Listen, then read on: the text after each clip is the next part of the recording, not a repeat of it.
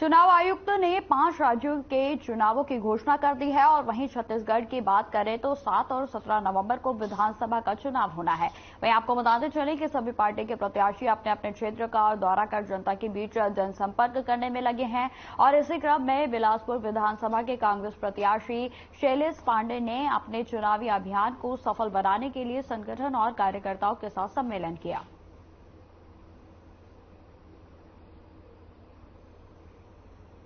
तो आपको बताते चले कि जिस तरीके से छत्तीसगढ़ में आगामी विधानसभा चुनाव होने हैं उसको लेकर सभी पार्टियां जद्दोजहद में जुट चुकी हैं और आपको बताते चले कि आगामी 7 और 17 नवंबर को प्रदेश में चुनाव होना है और जिसके बाद आपको बताते चले कि जिसको लेकर सभी पार्टियों ने अपनी प्रत्याशियों की सूचियों को भी जारी कर दिया है और जिसमें कांग्रेस के द्वारा भी अपनी 2 सूचियां अभी तक जारी कर दी गई है और लगातार जो प्रदेश में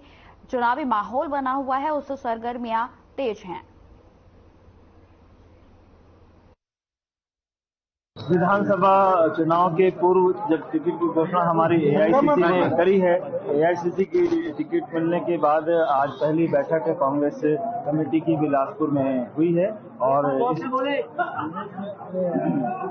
विधानसभा चुनाव 2023 के उपलक्ष्य में जब अखिल भारतीय कांग्रेस कमेटी द्वारा टिकट वितरण की गई है बिलासपुर में,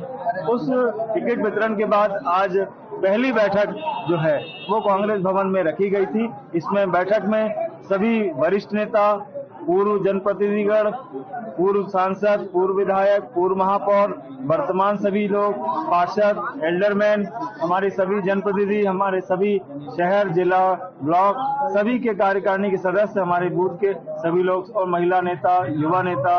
और सभी एनएसयूआई के सब लोग आज सम्मिलित हुए और एक कंप्लीट बैठक आज की गई है। जिस तरह से तय हुआ है, आप आगे किस तरह से आप बढ़ने वाले हैं? देखिए, माननीय मुख्यमंत्री भूपेश बघेल जी के नेतृत्व में 5 साल हम सभी ने फील्ड में ही काम किया। हम सब लोग जनता के साथ सुख दुख में खड़े रहे। जनता के ऐसे समय जब जनता को दाने दाने के लिए मोहताज थी जनता हमारी, जब उनको राशन नहीं मिल पा रहा था, खाना नहीं मिल पा रहा था, जब उनके पास सब्जी रोटी नहीं मिल पा रही, जब उनको तेल मिर्ची की भी जरूरत थी, जब उनको गैस सिलेंडर की जरूरत थी, दवाइयों की जरूरत थी, उनको ऑक्सीजन बेड की जरूरत थी, जब उनको ये सब चीजों की जरूरत थी, यानी कि भूख से भी सामना करना पड़ रहा था और उसके बाद परेशानी बीमारी से भी थी, महामारी के समय, तब हमारी कांग्रेस कमेटी ने, हम सब लोगों ने जो है जनता की सेवा करी और सच्ची सेवा करी। ऐसे समय भारतीय जनता पार्टी के लोग घर से बाहर नहीं निकले, ऐसे लोग जो 15 साल मंत्री थे यहाँ पर,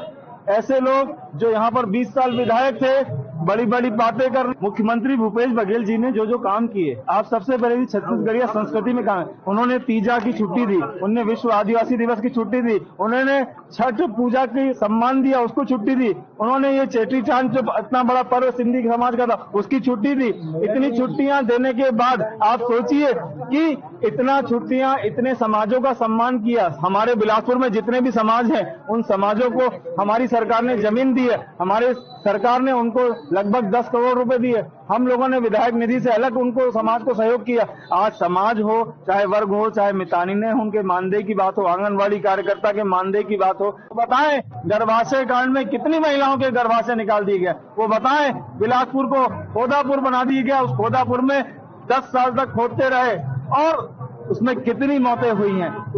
अखोड़वा कांड किसके कार्यकाल में वो बताएं कि 15 साल बिलासपुर की जनता को सिर्फ धूल उनकी आंखों में धूल, उनकी कितने लोगों को। मैं भारतीय जनता पार्टी के प्रत्याशी जो श्री अमर अग्रवाल जी हैं, जिनको भारतीय जनता पार्टी ने भरोसा दिखाया है, ऐसे प्रत्याशी के ऊपर मैं उनसे पूछना चाहता हूं कि उनके कार्यकाल में सबसे बड़ी बात, सबसे गंभीर बात वो ये बताएं कि आईपीएस राहुल शर्मा जी की गोलीकांड क्यों हुआ था, वो ये बताएं कि जीत टाकीज हत्याकांड क्या था, वो ये बताएं। कांड हुआ था